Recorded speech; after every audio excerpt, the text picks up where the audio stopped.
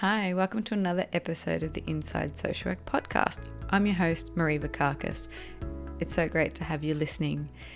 Thank you to those who've made an effort to put a rating or a review on iTunes. It makes it much easier for other people to find the podcast. So if you've got a sec and you're liking what you hear, I'd really appreciate one of those reviews. Helps get the word out there and getting more people listening to the podcast.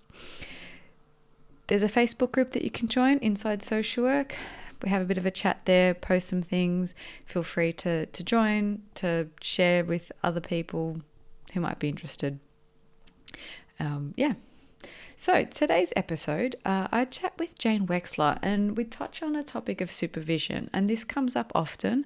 It probably won't be the last of interviews where I talk to a guest about supervision, but she talks about the importance of supervision, how to make the most of it, and then she talks a little bit about the challenges working as a social worker and starting a business. So she runs a consulting business and she does a lot of supervision. So a little bit about Jane. Jane is the founding director of the WEX Group, specialising in leadership development, coaching, supervision and training in Australia, China, Singapore and Asia Pacific. Jane is widely sought after for her expertise as a consultant, supervisor, coach and educator, having delivered AASW and ACWA endorsed supervision training and other learning programs to thousands of human service professionals in Australia and abroad. Prior to establishing her own company, she was co-owner and co-publisher of a successful Australian entertainment magazine and taught social work students across Australian universities and business studies in China. Jane combines her qualifications and unique blend of skills in human services, business and education with an interest in Eastern philosophy and dissolving some of the boundaries between sectors, discipline and methods.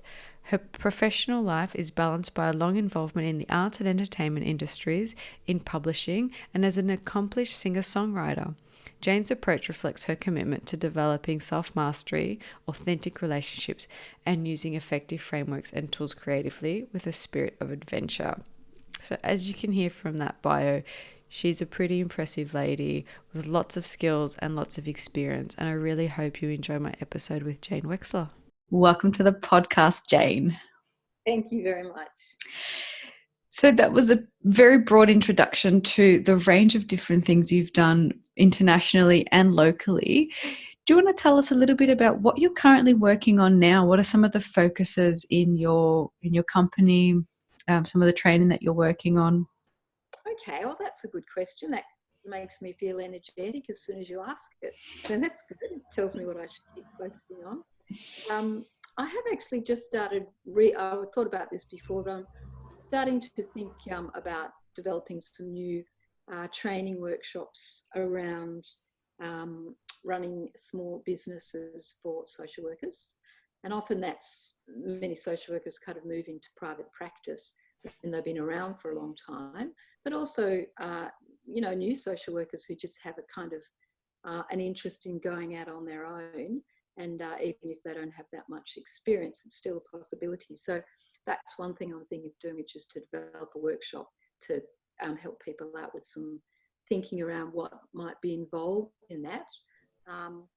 It's definitely not anything that is usually part of social work training. And actually, business can often be seen as kind of the enemy of social work. So which it isn't, but that's a kind of, sometimes I find people think of the two as the opposites. So that's one thing I'm working on. I think that would be good fun. I am in the process of writing a chapter in a book about social work supervision with a colleague, Ronnie Egan, who I believe you have interviewed here on your podcasts. Yeah, Ronnie did a whole episode on supervision and student placement. So she's very passionate about that topic. She is, and she's so I'm working with her on that book chapter, and that should be pretty interesting. I'm also doing my normal stuff, which is I do a lot of supervision of social workers and also people from different disciplines, and I also coach people as well, which is a kind of it's an aspect of supervision, but supervision is broader than coaching. So I do a lot of coaching with non-social workers, but also with some social workers.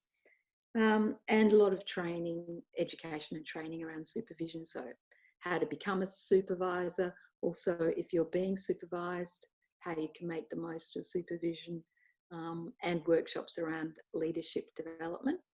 I've done quite a bit of that this year. I did some overseas training again. For many years I've done a lot of work in Singapore, and that was the work that I did in Singapore this year was with quite a lot of social workers and child protection. So a whole range of those sorts of things. That's what I'm working on. I'm also doing some non-social work things. I don't know if you're interested in those, but I think it's pretty important to do things outside of your own areas. And I definitely encourage new graduates to keep doing other stuff that they do apart from their involvement in social work and developing a career, because I see it all as everything we do is related to everything else. So I'm still involved in music, and I've been writing a lot of music compositions for piano, and I'm just kind of grappling with some software that I'm trying to run and get my head around, and connecting that up with I've got a synthesizer as well as upright piano, and spending a lot of time on that too. So yeah, there's some of the things that I'm doing. There's so many things. I don't know what to ask you first. I'm so excited. When you were talking about the very first thing around developing some business planning for social workers, I think that really caught my attention, because I think you're right that business is often either seen as the enemy, or people go into business with a really good idea. So, there's a number of reasons why people become entrepreneurs and do their own business. Some they see a niche that needs to be filled. Some want a particular work-life balance, and they have the theory and the skills around the product, but we don't have MBAs. We're not necessarily taught anything about managing finances and hiring people and position description and overheads and simple budgets. And I really wanted to draw that out a bit and see what are your thoughts around that? How can people who want to take that business side, how can they marry that with some of the things that they might not think are traditionally social work? Yeah, well, you're absolutely right in some of those things that you highlighted. I think one of the challenges, well, this is just my experience, and I do a lot of coaching of people around this. One of the challenges, particularly for people who are trained in social work or who work in human services, is to kind of reconcile private work and actually asking people for money for your work with some of the principles of social work and philosophy of equality and working towards social justice. And people struggle a bit with that aspect.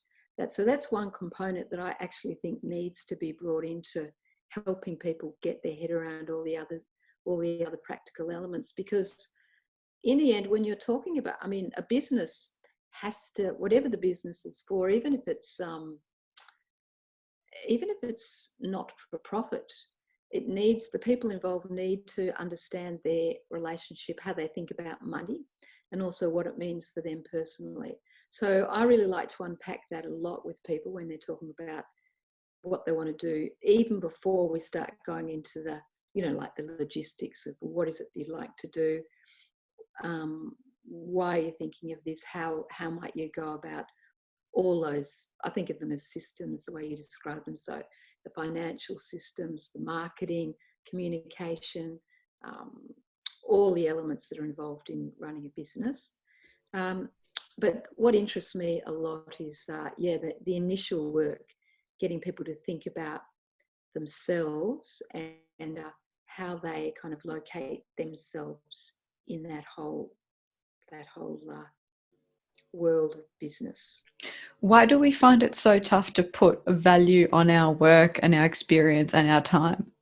A monetary value. We know it's very valuable and important. Yeah, well, I think one of the reasons is because people aren't taught to do that, because most social workers certainly previously haven't worked in private practice. Usually we work for either not-for-profit organisations, community organisations, government, and other areas. So we haven't needed to. However, I've always thought that that's a big mistake, because, and particularly now when the world has moved much more in terms of startups. Anybody can create a startup, which is really what a business is. So more and more people are doing that. So there's a much greater need. There's much more crossover in social work with social enterprise, which is a business, and small initiatives which are designed, which have sort of come from social work principles and ideas of creating more social justice and equity, and yet they may have business components too. So there's much more of a need for it now, or it's become more and more obvious to me. But I think it's partly because in education that hasn't been a part of social work education, and also probably, if I can generalise, which I can do, but I might be wrong, but social workers tend to be people who aren't focused on the financial aspect or making money. So, and that's not to say that businesses, that's what the primary focus of business is. It's not necessarily, but it's certainly an aspect. You have to be able to know how to bring in income and generate wealth in order to be able to keep something rolling over. What you do with that wealth, you can still donate money or make a not-for-profit business model, but you've got to be able to understand the financial aspects. So money coming in, money going out, basically. So, yeah, I think it's probably a mixture of a few things. And maybe, some people, as you would know yourself, running a business and being an entrepreneur is certainly not for everybody. You've got to like risk. I've always liked taking risk, although I'm probably a cautious risk taker. But you have to like taking risks. You have to like jumping in and trying something new. And it's really got to be fun. And so there are many different reasons why people go into that area. I think you've covered it really well, and there's so many areas. We could do a whole episode on just starting a business. Yes. But so one of the things that I'm drawing, I guess, a parallel to how we use supervision. So we're constantly reflecting on our own practice. So for those who want to go into business, we have the skills to kind of understand where is our gap in knowledge, what do we need to do, and who do we need to resource and pull in to fill that need. But I sense for some reason there's a hesitation there, and I think it goes to what you're saying, probably that initial value of how to reconcile asking for money for your work. Could some of it also be when people try to spread themselves really thin, they feel they need to do everything and get involved with everything because it's their baby. It's that they're so passionate about the cause or the need that they're almost a little bit scared to relinquish a little bit of control. So they burn themselves out by trying to do everything. Yeah, well, that's very true. I think that happens. That's actually what happens in small business for anybody. That it's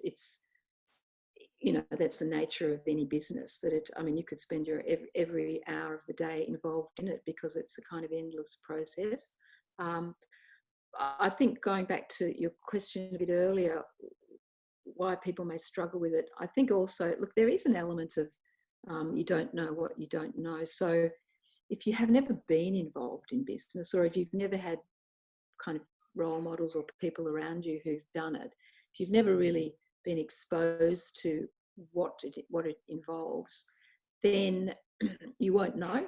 So you do have to do a bit of research, and you've got to, not necessarily formal training, obviously, but you've really, it's better to learn as much as you can before you make some big mistakes. Mind you, making mistakes is also a way of learning. But yeah, people don't always know what's involved. And certainly their education in social work is not focused on that because it's focused on the nature of social work itself. What would be your advice to someone to help kind of resolve that? So would it be like a business coach? Would it be a group of people? How could they be their starting point? Yes, well, if we're still talking about the business thing, I think, yeah, it could be a coach, or it could be friends who are quite, involved in business, and I just talk to as many people as possible. That's and whether it's not necessarily business, but anything you're wanting to do, even supervision, when people ask me, how would you prepare for becoming a supervisor? I just say, well, ask people you know that are supervisors, ask them what it's like. So it's the same with business, running a business, whether it be a private practice in social work or some other kind of related social work business activity like training or coaching or developing podcasts or communication, whatever it is. Ask people what their experience is, and it'll give you an idea of what you think you will like or not like. And that's a great way of learning. Yeah, and that's a really nice segue into, I guess, your experience in supervision. What made you create a company where a large part of your focus is supervising, coaching, training? It's not that sort of direct client work anymore, where your clients are actually other people, other professionals working in those fields. Look, I think that just kind of happened as a result of my life experience and my work experience. It definitely wasn't something I set out to do. So it was never a big plan of mine to do that. But because when I started in social work, I did the training, and then you get placements in certain areas, which sometimes can influence where you start working, which then can influence where you work after that. So for me, just by a mere fluke, my very first job was in a primary school. So I was not surrounded by social workers, I was surrounded by teachers and educators. And when I look back, which is quite a long time ago now, I can see that probably actually started to influence my whole career right back then. So I ended up, I did that work for a while, working in a primary school, working with parents. And then I moved into a whole lot of other areas. So I did some alcohol and drug work and community development work. I worked with unemployed youth for quite a long time. But then I moved into the area, and I did some counselling as well with different organisations. After that, though, I moved into the area, got some research work related to unemployed youth with the TAFE College. So that organisation was an educational organisation. So I did that work, and somehow after that I got asked to do some teaching in the universities in social work. So then I kind of got drawn into that whole world of academia and teaching social work. And I did that for quite a while, working in different organisations. And then I moved to China at some point in between there, and got a whole other experience of obviously different cultures, but also I was working, organisations were asking me to come in and train their Chinese staff to work in English speaking foreign companies. So I was kind of training them in business practices, English business practices. So all my clients, probably for the last 15 years of my working life, had been in the education field. So when I finally came back to Australia and started working, I thought, yeah, this is my area of expertise, was education training, and my clients were kind of not direct clients anymore. So I thought I would be good at doing that. And so it was really a mixture of what I was probably good at, what I knew the most about, and also what I thought would be fun. So that's, I think, how I ended up doing it. So it just kind of evolved by the sounds of it in a really interesting and multinational way.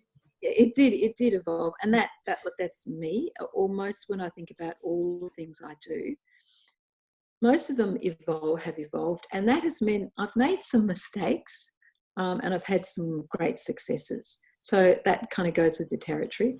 And when I look back now at some things that I've done, I think, oh, I'd known now what I didn't know then, I wouldn't have done it, or whatever the saying goes. But I would encourage people to not worry if you do make mistakes, especially new graduates, because we're just not always, we're kind of led to believe in this world that we're always in control of, or we can be in control of everything that happens. And, we've got to focus on achieving this, that, and the other. But really, I think life has its own way of kind of pushing us and pulling us in different directions. And the best we can do is to be as mindful as possible at the time, and to do what we can with whatever experiences and skills we have at the time, because over time we get more skills and things change, but you can't sort of push yourself beyond where you are. So yeah, that's my experience. But look, there are people who plan things right from the start, and in 10 years time, 15, 20 years time, they're doing exactly what they planned, and they can be highly successful. So this is my personal, I'm not that kind of a person, but I guess I'm here to say, it can work the other way too. You don't have to plan everything. So you're quite well known among social work circles now for your supervision training and for educating professionals in how to provide effective supervision. Yeah. What are some of the key things that you think perhaps supervisors maybe overlook before they have some more formal training, or when they have the training as a refresher?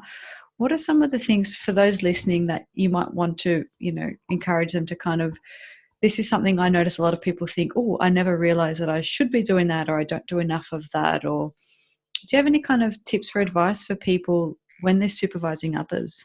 Yeah, well, that's a great question. Look, I should say, I don't know if I did mention, I still do supervise a lot of people. So your question, it comes up when I'm training people and also the people I supervise too. I would say to people, the very first thing I would say to people is back yourself more and follow your intuition. Now, I know that's a very general answer, but what I've found is that it often applies to many situations. So, for example, if people feel that they just don't know enough about something, then they may not. So in that case, get a bit of training, or ask somebody, or do some reading, or don't criticize yourself because you're a bit unsure of what to do. Just actually do something about it if you can, in a small step.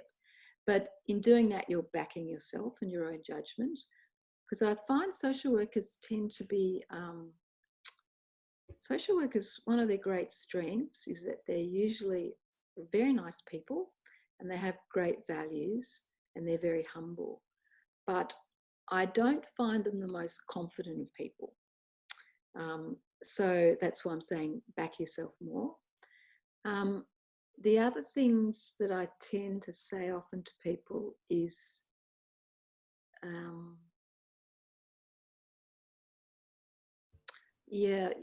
maybe reflection is a great thing. And obviously I teach people, reflection's a big part of supervision. And I've done a lot of it. But as social workers, and I worked with Jane Wexler at Deakin University years ago, who is just a fantastic leader in the whole critical reflection area.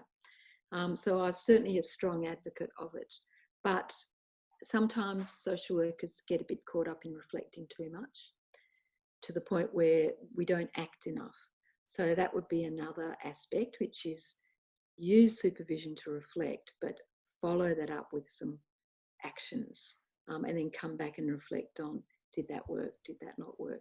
And that's why also in supervision I don't just offer reflection as a framework. Supervision is, to me, it's more than that. So yeah, I mean, there are great supervisors around who use a whole range of approaches to supervision, like there are art therapists, narrative, there's just solution focused. There's just many ways of supervising and actually thinking about your own practice. So that would be, I've kind of gone off the track a bit, but that would be something to think about. So if let's say you're a new graduate, or you're moving into, or not so new, or new, but you will still want to go into supervision, think about your own personal strengths. And by that, I don't just mean what skills you have in social work, but I always encourage people to bring their whole self into whatever they're doing, particularly in supervision. So, if you've got hobbies outside of your work, or if you're very good at something or passionate about something, find a way of kind of bringing that particular strength into the way you work as a supervisor. So that's something that I help people work out, well, how could I do that? I mean, it's a bit like, Marie, what you're doing with, creating podcasts. So you're a strong communicator and obviously very good listener to be able to do this aspect of your work. So, yeah, I just encourage people to do whatever it is that they kind of feel drawn to, even if they don't see a path for it at this point in time. I like how you talk about that and bringing in all the different things that you're interested in and different areas of your life, because I think that's also so valuable in client work. And I work a lot with young people, and I've worked a lot in schools, and sometimes being yourself is what connects you. So talking about art or music or, a sport, or like that can be that one thing that gets someone thinking, oh, that person's just like me. And you can utilize those skills in so many different ways. There's so many opportunities to bring your own kind of flavor into social work. Yeah, that's great. And you've hit the nail on the head, because what we're really talking about is, and you obviously do it with your clients, is ask people. Often people get stuck because they're not sure what's going on for somebody, whether it be as a supervisor, what's going on for the supervisee, or even with clients. But we often just forget to just straight out ask them. And funnily enough, that comes up a lot in supervision. I'll often say to somebody, well, they'll say, I think this person's experiencing this, that, and the other. And I'll say, well, how do you know that? And they'll say, oh, well, I get the impression. Have you asked them? No, I haven't asked them directly. So that's another thing, is really getting used to asking lots of questions and be curious about other people. Do you find supervisors really struggle with that power dynamic shift of sometimes offering that kind of support to their peers who may be of a similar age or have more or less experience? Yeah, no, that's true. That's a common difficulty for people when they're moving into supervision, especially if they're in an organisation and the people they're starting to supervise are people who have been their friends and or colleagues. So it's really difficult navigating that change. It's about seeing yourself as a supervisor now and actually thinking about all the implications that has for your relationships, because it does change relationships. And what can people, a lot of organizations I've worked for, and I know people working in, their their sort of line manager or task manager is often the one that provides supervision. But I don't necessarily agree that it's supervision in its purest form of the word. So it might just be task allocation. How you going? Yep, tracking well. Performance review. Yep, done. How is that different to really good quality supervision that's around case conceptualization, reflection, and managing risk of burnout and all those things? How does that look different? Some people might never have actually had that kind of supervision before.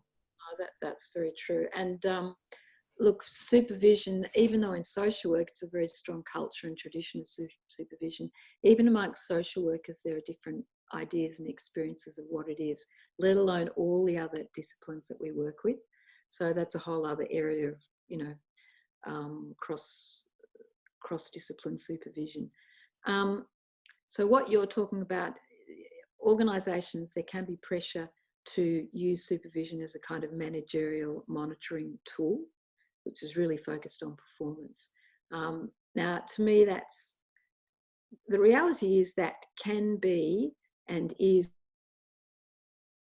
supervision, but it's not actually what we want supervision to be. Ideally, you want supervision to be focused on deep thinking, deep reflection, learning, unpacking assumptions, development, professional growth, that sort of stuff. So that's thought of as an educative function. So the managerial function, which you described, is an aspect of supervision, because at some point, a supervisor has to be wanting, together with the supervisee, to make sure that somebody's actually doing their work properly, to a standard.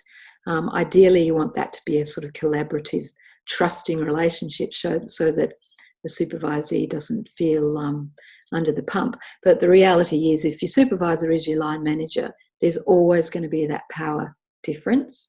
So the only way around that, when you have organisations that are kind of a bit limited in how they see supervision and who are restrictive in their nature, is for the supervisor themselves, who may be the line manager, to be as transparent as they can be about that difference, so that you have discussions with the supervisee about, okay, I'm your line manager, so I can understand that you might feel uncomfortable talking about aspects. How are we going to build trust together? How are we going to manage this? What do you need to know in terms of what you can tell me, so you're not always worrying about whether I'm going to then suddenly use that against you, these sorts of things. So, yeah, I think that's I have a lot of discussions with people about that in training, and also when I'm supervising. That's pretty difficult. But unfortunately, that is the reality for many people of what supervision is. But having said that, look, on this, the chapter that we're writing at the moment, there's a huge variation in what supervision is and can be in Australia and around the world, actually. And also our notions of supervision are changing all the time. So there's a lot of scope for growth and development in this area. And I guess what I'd say is, going back to your original question about when it's very focused on performance and line management, is to just keep the faith that that is not what supervision should be entirely. So we just have to keep working on ways around it and changing cultures in organisations as well. So I've pulled out from our last few moments some of the tips for supervisors around being transparent and backing yourself more, following your intuition, and a few other things around balancing reflection up with action. What are some things supervisees can do to really maximise supervision or help push it or grow it into the direction that is going to be most useful for them in the season of their career or the stages of life that they're in? Okay, well, so what they can do themselves to prepare for supervision. Yeah, or how they can either have those conversations around actually this, because I see a lot of people come to supervision and they expect the supervisor to guide it. So what are some tips that people can do to maybe revamp their supervision or take it in a new direction, or how to maximize that maybe 1 hour a month that they get? Or look, I think the main thing for them is to prepare. Now, I say that because prepare is a very broad statement. I say it because there are lots of different types of supervisors out there, and some people may not trust the supervisor. I'm just talking about the worst case scenario, but also being realistic.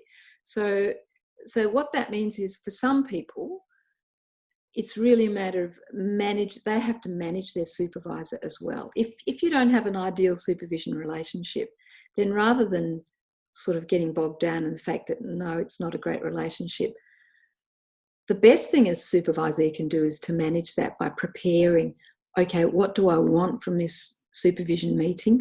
What am I likely to get? And what is the best way I can get that? So if you want to talk about cases, then come to supervision and request that, and come with some ideas about what you want to talk about. Or if you're not, or you can come do some work and present something to your supervisor if that's your way of learning. Supervisees need to take responsibility for what happens in supervision, largely because in the end it's the supervisee who deep down knows what they want to get from supervision. Even the best supervisors can't know exactly what somebody is gaining from supervision, even if you do evaluations and you have the fantastic relationship. I mean, I have supervisees tell me things about what they've gained from our conversations that I would never have imagined. And I'm not saying that as a way of trying to say I'm a fantastic supervisor. I'm just making the point that even for someone like me who's very experienced and think I might have an idea of how people have found supervision, I'm often surprised at what they say. So that goes back to the supervisee needs to prepare. So think about how you want to spend the time. If you've got 1 hour, what do you want to focus on? So think about what when you leave that supervision meeting, how do you want to feel, or what do you want to have covered, or what outcome do you want? So that means if you can work that out before you go in, you've got a much stronger chance of actually achieving that. So preparation. And talk to other supervisees. What's your experience of supervision? And especially ones who have good supervision, ask them what works well, why does it work well? And then, of course, ideally, if you have the chance to choose your supervisor, which is probably not, most people probably don't, but if you do, and particularly if you've got an external supervisor, you can have more options. Ask them questions that you're interested in. Ask them about their experience, their approach, how they build a relationship, how do they build trust. And so by asking those questions of your supervisor, you'll get a bit of an insight into what they're like and whether their style and everything will fit with what you want. So, yeah, preparation. It's like, choosing a doctor, or maybe someone in the workplace. You're thrown in the workplace with lots of different people, but you may gravitate towards some because you're sort of more in tune with them. So it's the same kind of process, but you may be much more limited in what you can achieve with that person, or it may be a fantastic match. So those sorts of things I think are pretty important. So I'm kind of going outside the normal, the sort of standard things that I think most people could guess in terms of preparation. What you find, are you happy for me to keep talking about that? Yeah, absolutely. Go for it. I'll just, from the other point of view, a lot of supervisors, and this goes back to one of your previous questions, they often talk about passive supervisees, that they can't get the supervisee involved in supervision, and, it's like pulling teeth, and in a quite negative way. So that suggests that there's either something going on in the organisation around what supervision is that's not positive, or there's something happening in the relationship between the supervisor and the supervisee, or from my point of view, the supervisor needs to keep working at understanding what works best for the supervisee, or probably the least number of cases, a supervisee is actually struggling quite seriously with their work. But that doesn't happen that often. So I usually put it back on supervisors. But I think sometimes supervisees don't know what supervision is. So it is the responsibility of a supervisor to talk about that a lot. And it's quite a complicated thing. Like, it could be related to someone's culture as well. And not everybody, supervision is quite a threatening thing for people. I've sort of got this in some of my training. I've got a Mr. Bean slide where it shows Mr. Bean's pointing a finger and saying, "I'm watching you, I'm staring at you," because it's how we feel. Supervisors feel like it, and supervisees do as well. Like, oh my God, some people can feel like they're being analysed. So I think this is where supervisors need to use some of their skills and really try and break down some of the misconceptions, and also just put people at ease and have kind of transparent conversations about what it is, and then how does it relate to ultimately, in the end, people are worried about being told or judged that they're not doing their job properly.